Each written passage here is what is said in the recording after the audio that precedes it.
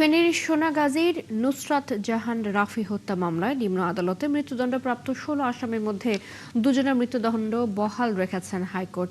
একই সাথে ৪ জনের সাজা কমিয়ে যাবজ্জীবন এবং ১০ আসামিকে খালাস দেওয়া হয়েছে। দুপুরে বিচারপতি বিশ্বদেব চক্রবর্তী এবং বিচারপতি কে এম রাশিদুজ্জামান রাজার সমন্বয়ে গঠিত বেঞ্চ এই রায় ঘোষণা করেন।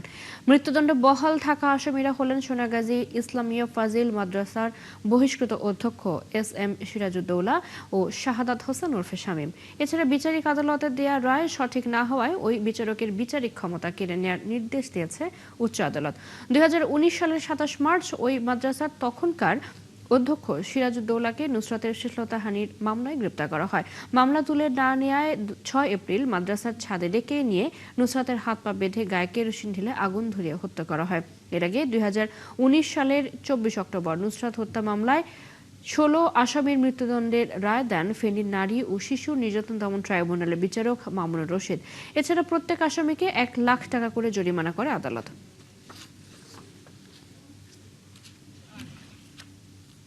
আদালত তার অবজারভেশন বলেছে, কিন্তু আমরা তো সার্টিফাইড কপি দ্রুততম সময়ের জন্য আমরা আবেদন করব এবং আমরা দেখব যে আদালত রায় দেওয়ার ক্ষেত্রে যাদেরকে শুধুমাত্র খালাস দিয়েছে এমনই না, যারা দণ্ডপ্রাপ্ত হয়েছেন, ফাঁসির দণ্ডপ্রাপ্ত হয়েছেন কিংবা ফাঁসির দণ্ড থেকে যাবজ্জীবন কারাদণ্ড দণ্ডিত হয়েছেন, তাদেরটাও আমাদের প্রচলিত আইনি ব্যাখ্যা অনুযায়ী সঠিক আছে কিনা এবং সেটা দেখে পর্যবেক্ষণ করেই আমরা প্রকৃতপক্ষে রাষ্ট্রের পক্ষ থেকে সিদ্ধান্ত গ্রহণ করব যে আমরা এই রায়ের বিরুদ্ধে সুপ্রিম কোর্টের আপিল বিভাগে আপিল করব কি করব না।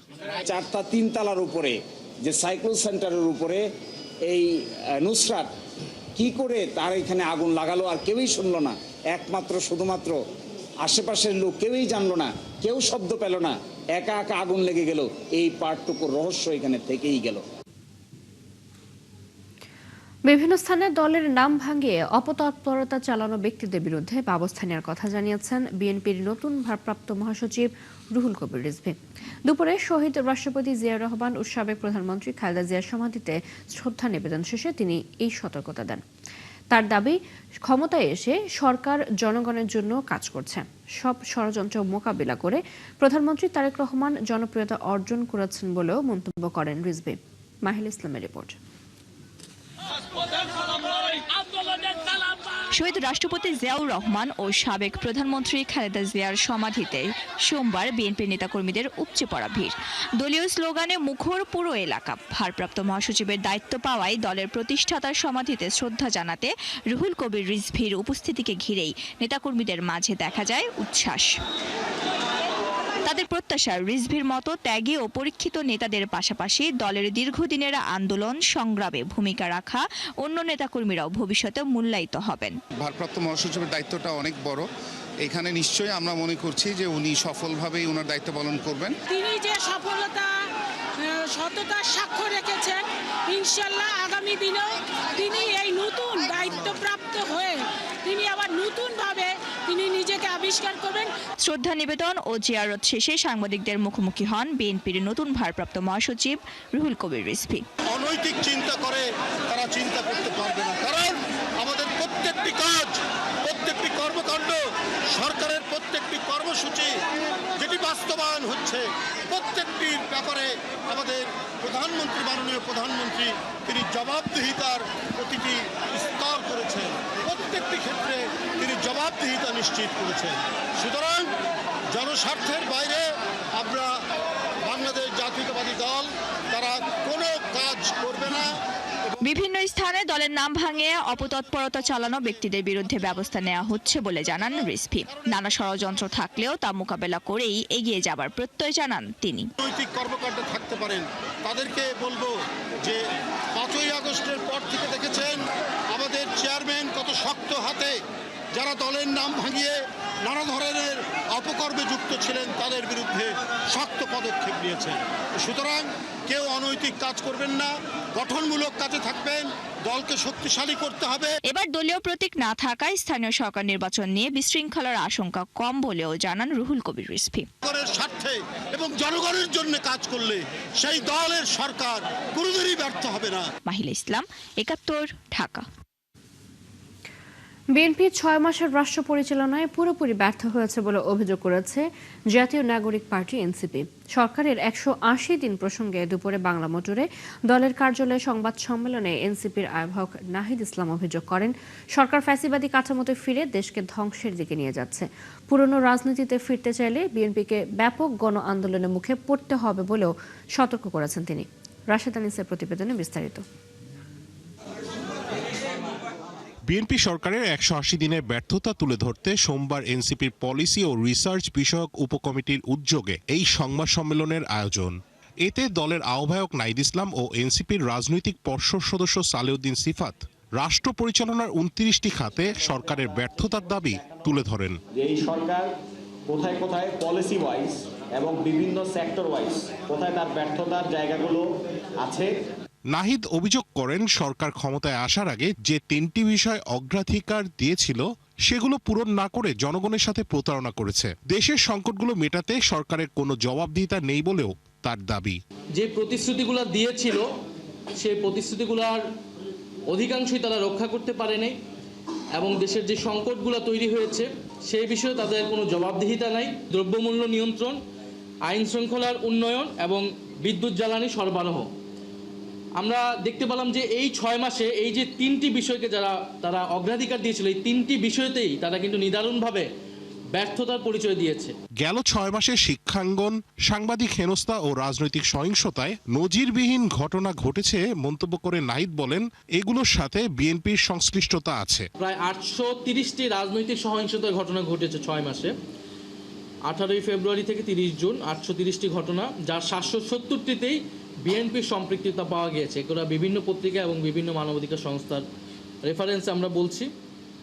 এবং প্রায় 6 মাসে বিএনপি নিজস্ব দলীয় কন্দল, চাঁদাবাজির হিস্সা, দখলদারিত্ব, আধিপত্য বিস্তারকে কেন্দ্র করে অন্তত 273টি সংঘর্ষের ঘটনা ঘটেছে, যাতে 31 জন নেতাকর্মী নিহত হয়েছে। গেল 6 মাসে সরকার সম্পূর্ণ ব্যর্থ হয়েছে দাবি করে এনসিপি আহ্বায়ক বলেন, ভবিষ্যতে এই ধারা অব্যাহত থাকলে ব্যাপক গণ আন্দোলনের মুখে পড়বে তারা।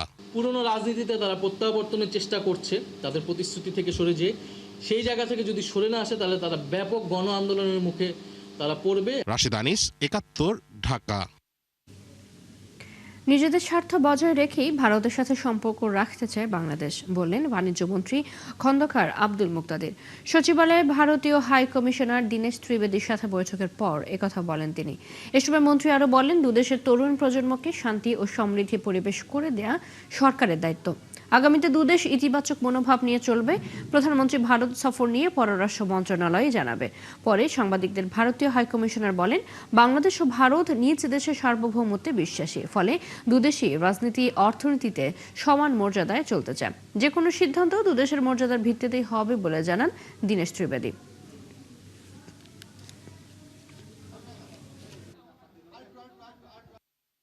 দুই রাষ্ট্রের তরফে অনেকগুলি বিধিনিষেধ এসেছে, বাণিজ্যের পথে অনেকগুলি বিধিনিষেধ এসেছে।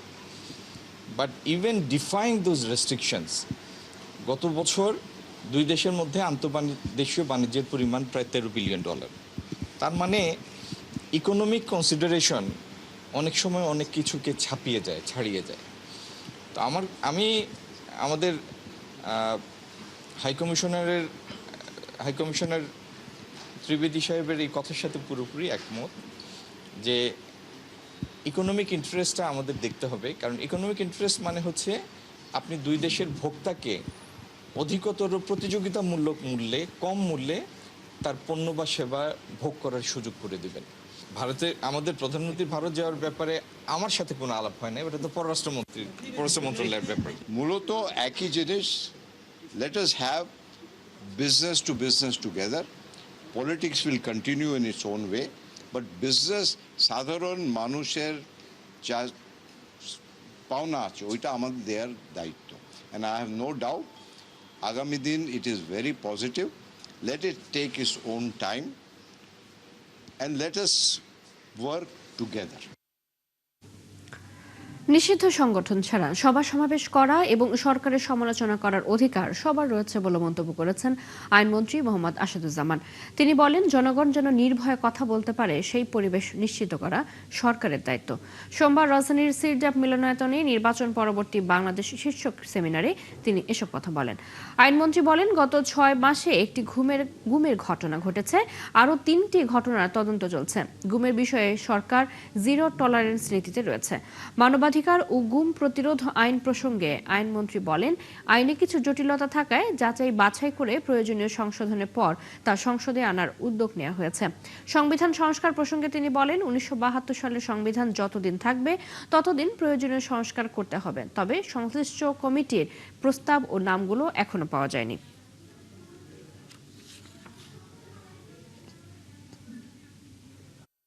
আমরা যখন জুলাই সনদে স্বাক্ষর করেছি, 33টি রাজনৈতিক দল পার্লামেন্টের দক্ষিণ প্লাজায় বসে সই করেছি, সেখানে আমরা সুনির্দিষ্টভাবে বলেছি 6টা অনুচ্ছেদ আছে, এখানে 7টা ডিক্লারেশন আছে। 6টা অনুচ্ছেদের 6 নম্বর অনুচ্ছেদের ক এবং খ পাঠ করা আছে। ক পাঠে 1 থেকে 47, খ পাঠে 48 থেকে 84 পর্যন্ত। ক পাঠে বলা হচ্ছে প্রতিটা পরতে পরতে যে সংবিধান সংশোধন করে এই কাজগুলো করতে হবে। তার মানে আমি 72 সংবিধানকে অ্যাডাপ্ট করে নিলাম। আমি যা কিছুই করি না কেন 72 সংবিধানকে সামনে রেখেই আমাকে এগিয়ে যেতে হবে। দেশের পর্যটন খাতের উন্নয়নে একসাথে কাজ করবে সংস্কৃতি ও পর্যটন মন্ত্রণালয়। এ খাতে প্রাপ্ত 2% জিডিপিকে 7 থেকে 8% উন্নীত করা হবে বলেও জানিয়েছেন বিমান পরিবহন ও পর্যটন মন্ত্রী এম রশিদুজ্জামান মিল্লাত। দুপুরে সচিবালয়ে পর্যটন ও সংস্কৃতি মন্ত্রণালয়ের যৌথ চুক্তি স্বাক্ষর নিয়ে এক আলোচনা সভায় এসব কথা জানান তিনি। এ সময় সংস্কৃতি মন্ত্রী নিতাই রায় চৌধুরী বলেন, নিজস্ব সংস্কৃতি ও ঐতিহ্য কাজে লাগিয়ে বাংলাদেশও অন্যান্য দেশের মতো বিশ্ব দরবারে দ্রুত এগিয়ে যাবে। পর্যটকদের আকৃষ্ট করতে ঐতিহাসিক ও সাংস্কৃতিক স্থাপনা পর্যটন বান্ধব করে তোলা সহ যৌথভাবে বিভিন্ন কার্যক্রম বাস্তবায়নের কথা তুলে ধরেন দুই মন্ত্রণালয়ের প্রতিনিধিরা। দুই মন্ত্রণালয়ের যৌথ কমিটি গঠন করে সাংস্কৃতিক পর্যটনের জন্য একক নীতিমালা একটা যাতে কার্যক্রম গ্রহণ করা হয়, সেই প্রেক্ষিতেই আজকে আমাদের এখানে আসা। এবং আমরা মনে করি যে পর্যটন মন্ত্রণালয় এবং সাংস্কৃতিক মন্ত্রণালয় একসঙ্গে কাজ করে, তাহলে মাননীয় প্রধানমন্ত্রী জনাব তারেক রহমানের যে আশা, আমাদের জিডিপি 7 থেকে 8% উন্নীত করা, সেটা সম্ভব হবে। আমাদের যা কিছু ঐতিহ্য, যা কিছু মানে সংস্কৃতি, যা কিছু আমাদের নিদর্শন যেটা আছে, আমাদের জাতি হিসেবে পৃথিবীর সামনে তুলে ধরার জন্য এটা আমাদের অত্যন্ত সমৃদ্ধ একটা অতীত এবং সংস্কৃতি এবং ইতিহাস রয়ে গেছে। নির্বাচনে ইশতেহারের বাইরে বিএনপি সরকারের নানা কর্মপরিকল্পনায় সন্তুষ্ট যুক্তরাষ্ট্র। দুপুরে সচিবালয়ে স্থানীয় সরকার মন্ত্রী আব্দুল মঈন খানের সাথে মার্কিন রাষ্ট্রদূত ব্রেন্ট টি ক্রিস্টেনসেনের বৈঠকের পর প্রতিমন্ত্রী মীর শাহে আলম একথা জানান। বৈঠকে নবায়নযোগ্য জ্বালানি খাতে মার্কিন ব্যবসায়ীদের বিনিয়োগ করার আহ্বান জানানো হয় সরকারের পক্ষ থেকে। তাদের দেশের ব্যবসায়ীরা আমাদের এখানে কি ধরনের ইনভেস্টমেন্ট করতে পারে, আমরা বলেছি যে আমাদের এখানে water supply, waste management, renewable energy, এই বিষয়গুলোতে আমরা নোটিশ করেছি যে তারা ইনভেস্ট করতে পারে পিপিপি মডেলে, পাবলিক পার্টনারশিপ মডেলে। তো সেই বিষয়গুলো উনি বললো যে আমরা অফিসিয়ালি নোটিশ করব, আলোচনা করব। মূলত ছিল এটা সৌজন্য সাক্ষাৎ, এর ফাঁকে আমাদের পলিসি, সরকারের পলিসি নিয়ে আলোচনা হয়েছে। ত্রয়োদশ জাতীয় সংসদ নির্বাচনের সুষ্ঠুভাবে আয়োজনের মধ্য দিয়ে ইসির ভাবমূর্তি ফিরে এসেছে বলে দাবি করেছেন প্রধান নির্বাচন কমিশনার এএমএম নাসির উদ্দিন। দুপুরে নির্বাচন কমিশনের সাংবাদিকদের ব্রিফিংয়ে তিনি আরও বলেন, পোস্টাল ভোটিং আর গণভোট আয়োজন ইসির জন্য বড় চ্যালেঞ্জ ছিল। তার মতে নির্বাচন ব্যবস্থা সংস্কার, কমিশনের সুপারিশ বাস্তবায়নও কমিশনের জন্য বড় চ্যালেঞ্জ ছিল, কারণ তাদের সব প্রস্তাবে একমত হয়নি ইসি।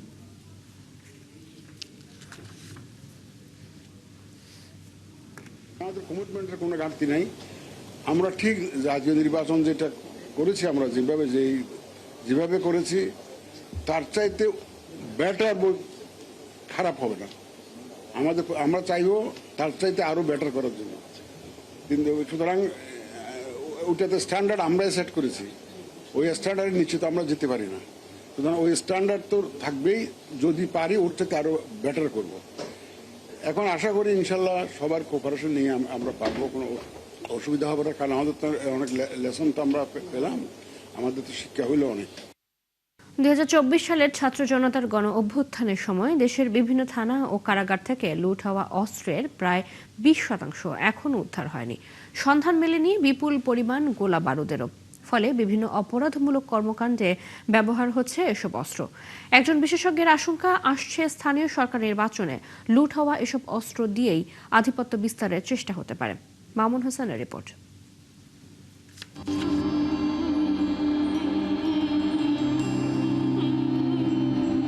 থানা থেকে লুট হওয়া অস্ত্র কোমরে নিয়ে ঘুরছিলেন পুলিশের তালিকাভুক্ত সন্ত্রাসী নিশান ওরফে ছোট নিশান। তবে শেষ রক্ষা হয়নি তার। গেল 19 আগস্ট লক্ষ্মীপুরের চন্দ্রগঞ্জ উপজেলা থেকে তাকে গ্রেপ্তার করে র্যাব।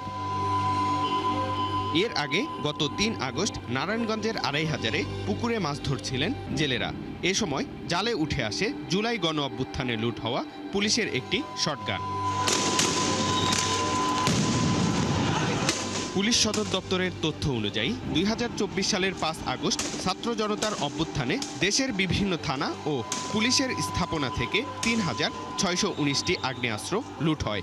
এর মধ্যে 2259টি উদ্ধার হলেও বাকি 724টি অস্ত্র এখনও পাওয়া যায়নি।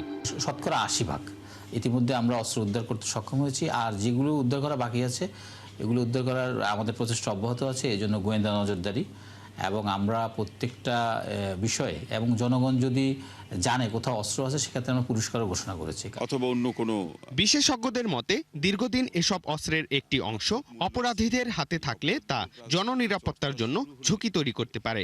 বিশেষ করে আগামীতে স্থানীয় সরকার নির্বাচনে আধিপত্য বিস্তারে ব্যবহার হতে পারে লুট হওয়া অস্ত্র।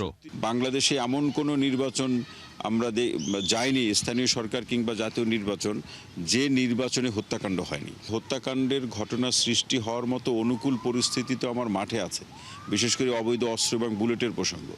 এটাকে যতক্ষণ পর্যন্ত নিয়ন্ত্রণে আনতে না পারবে, অর্থাৎ উদ্ধার করতে না পারবে পরিপূর্ণভাবে, ততক্ষণ পর্যন্ত কিংবা ততদিন পর্যন্ত নির্বাচন এবং সমাজ এবং রাজনৈতিক জীবনে আমার অস্থিরতা, হত্যাকাণ্ড, সংঘাত, সহিংসতার ঘটনাগুলো কিন্তু ঘটার যথেষ্ট শঙ্কা থাকে।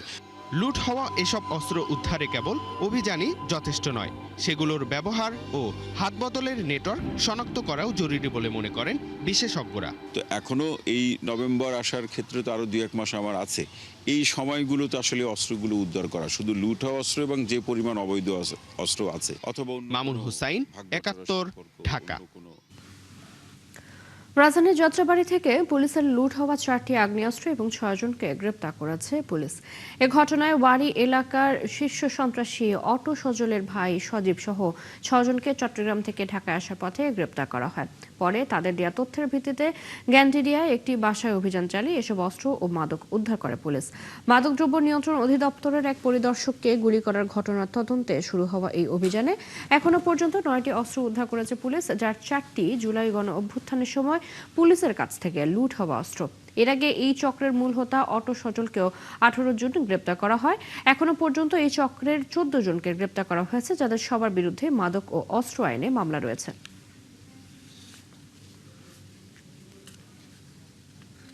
কিন্তু 2 নম্বর আসামি মোহাম্মদ সজীব শিশু সন্ত্রাসী ও অস্ত্র ও গডফাদারের সজল অটো মেট্রো ছোট ভাই, যেটা আমরা অটো সজল নামে পরিচিত, তার ছোট ভাই। এবং অটো সজল বর্তমানে জেলখানায় রয়েছে। অটো সজল জেলখানায় যাওয়ার পরে এই মাদক এবং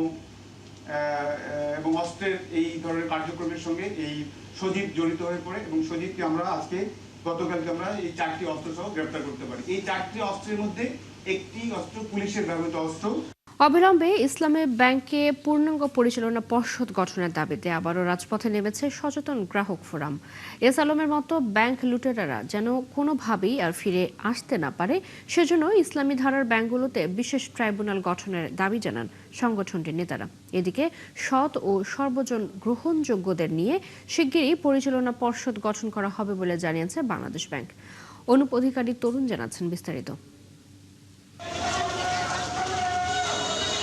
চেয়ারম্যান খুরশিদ আলমের নিয়োগ বাতিলের পরও মাঠ ছাড়েনি ইসলামী ব্যাংক সচেতন গ্রাহক ফোরাম। এবার অবিলম্বে নতুন চেয়ারম্যান সহ পূর্ণাঙ্গ পরিচালনা পরিষদ গঠনের দাবিতে মাঠে নেমেছে সংগঠনটি।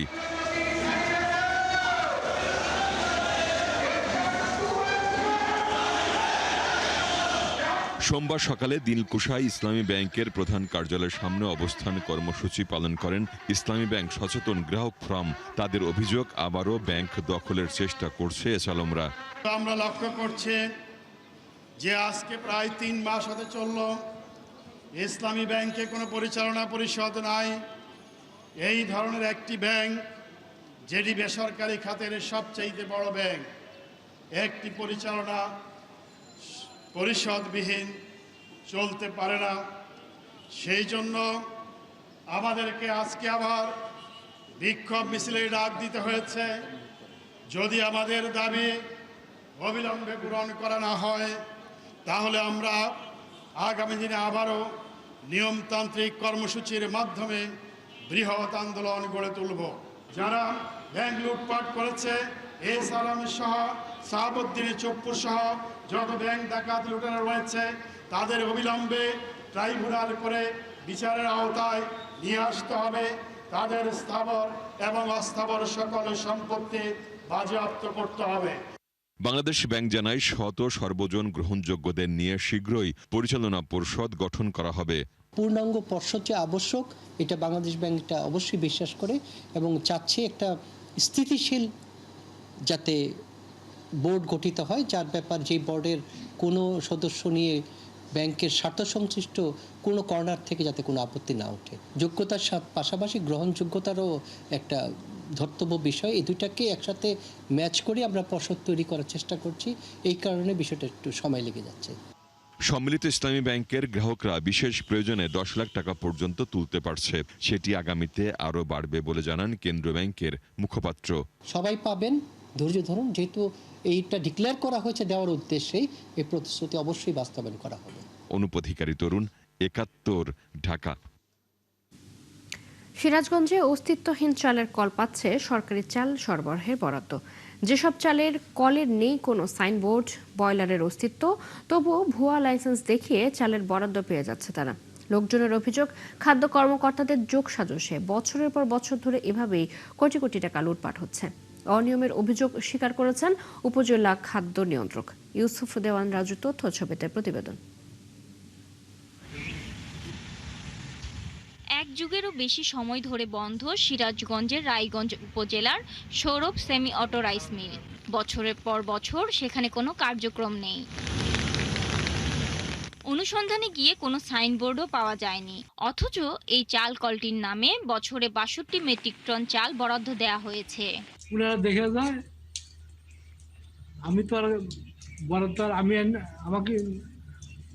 আনতে পারি না, ওখান তো দেয় আমরা পাইনি। খালি আমি একা তো না, প্রত্যেকেই। আপনি খোঁজ নিয়ে দেখেন কতগুলো মিল আছে, প্রায়গুলোই এটা সামথিং চলে।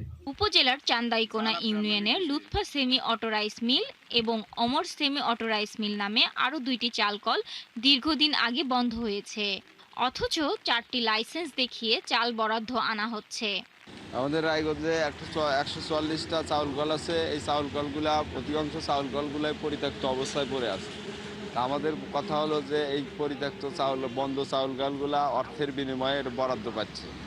যে সরকারের কাছে আমাদের দাবি, এগুলার বিরুদ্ধে সঠিক একটা ব্যবস্থা নেওয়া হবে। আর আমরা মনে করি বরাদ্দ সব নেওয়া নিতে কোনো রকমের কোনো কাজকাম করতেছে না। বাংলাদেশ সরকারের কাছে আবার বিনীত অনুরোধ, তারা যাতে এটা সুস্থ তদন্ত করে।